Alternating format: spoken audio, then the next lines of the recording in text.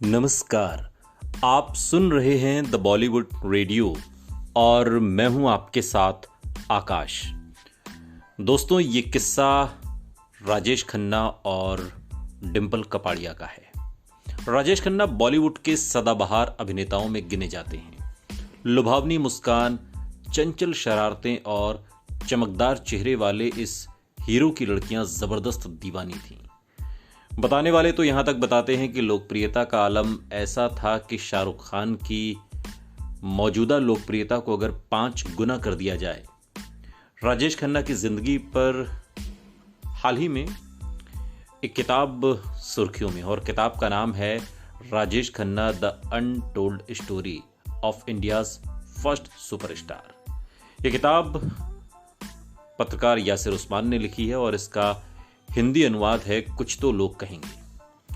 इसमें राजेश खन्ना की निजी जिंदगी, डिंपल कपाड़िया से उनके रिश्ते और बाद के दिनों में उनके स्टारडम के धुंधलेपन को किस्सों और भावुक कर देने वाले विश्लेषण के जरिए बयां किया गया है।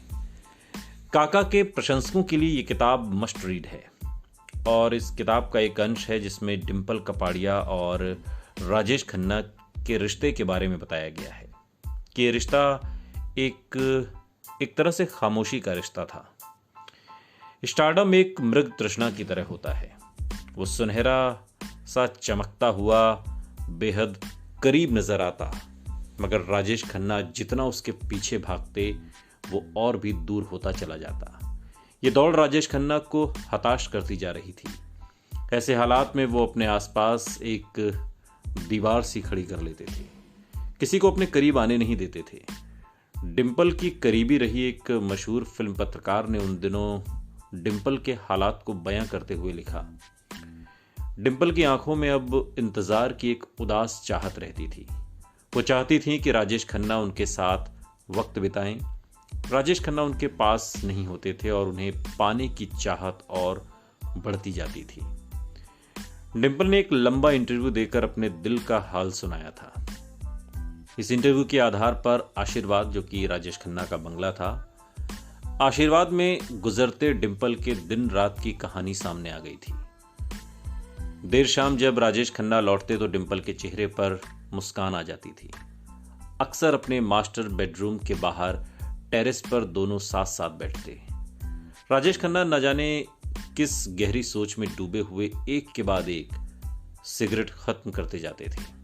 ऐसा लगता था जैसे कोई गम उन्हें अंदर ही अंदर खाए जा रहा है। परी कथाओं जैसी शादी के बाद डिंपल कपाड़िया राजेश खन्ना की पत्नी तो बन गई थी, लेकिन इस शादी में वो बराबर की भागीदार शायद नहीं बन पाई थी। पल पल गिनती डिंपल इस उम्मीद में उनके साथ बैठी रहती कि न जाने कब काका कुछ बोल पड़े। शायद वो उनसे पूछें कि कैसी हो डिंपल, तुम्हारा दिन कैसे बीता, या उन्हें बताएं कि वो खुद किस तनाव से गुजर रहे हैं, कौन सा गम उन्हें अंदर ही अंदर खाए जा रहा है। लेकिन राजेश खन्ना कुछ नहीं बोलते, बस गहरी सोच में खोए सिगरेट पर सिगरेट फूंकते रहते। दोनों में बातें अब बहुत कम होती थीं। अब इनके बीच एक नया रिश्ता बन गया था, गहरी खामोशी का रिश्ता। आखिरकार अपनी सिगरेट को एस्ट्रे में डालते हुए वो डिंपल की तरफ देखते और इन पलों में डिंपल की उम्मीदें बढ़ जाती कि अब शायद वो लम्हा आ गया है जब उन दोनों में दिल की कोई बात होगी। शायद वो कुछ बताएं, मगर राजेश खन्ना बस इतना ही पूछते, बच्चों ने आज क्या किया। डिंपल खामोश हो जाती, एक गहरे सन्नाटे में खो जाती। दोनों के बीच पसरा खामोशी का रिश्ता और ज्यादा मजबूत हो जाता खामोशी से। सुनते रहिए द बॉलीवुड रेडियो, सुनता है सारा इंडिया।